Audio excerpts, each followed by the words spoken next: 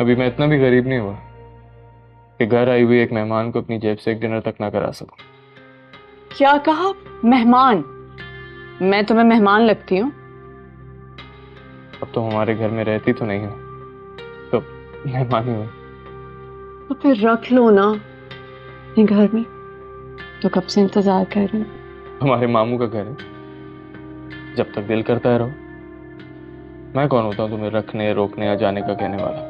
हो मैं वो बात नहीं कर रही, मेरी बात तो समझो। मैं समझ रहा हूँ तुम क्या बात कर रही हो, लेकिन मैं इस बात को समझना नहीं चाहता। वेटर, तुम पापा के पास गए थे? मेरा मतलब है, क्या कहा उन्होंने? धमकी दे रहे थे वो। धमकी? नहीं, ऐसा कैसे हो सकता है? तुम्हें जरूर कोई गलतफहमी हुई होगी। जो भी वो कोई ऐसी जबान में बात नहीं कर रहे थे जो मुझे समझना है। गलतफहमी तो तब होती है जब उन्होंने मेरे सामने सब कुछ साफ साफ ना कहा होता। और तुम तो अभी इस मुल्क के कारोबार के हालात जानती हो।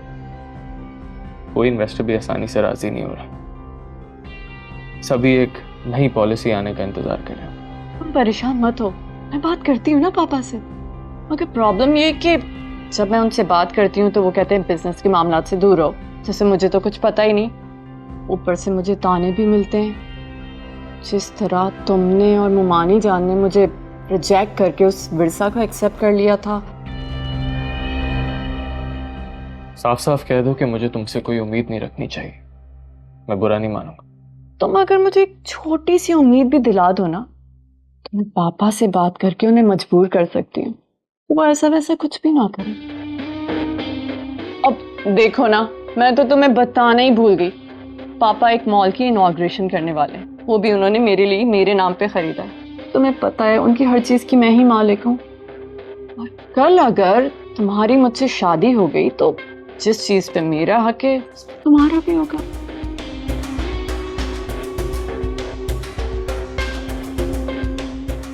मैंने बॉल तुम्हारे कोर्ट में डाल दी है, पूरे नफा और नुकसान के साथ। अब ये तुम पर है कि किस तरह खेलते हो, प्यार से मानो या मजबूरी से। मानना तो पड़ेगा वकार।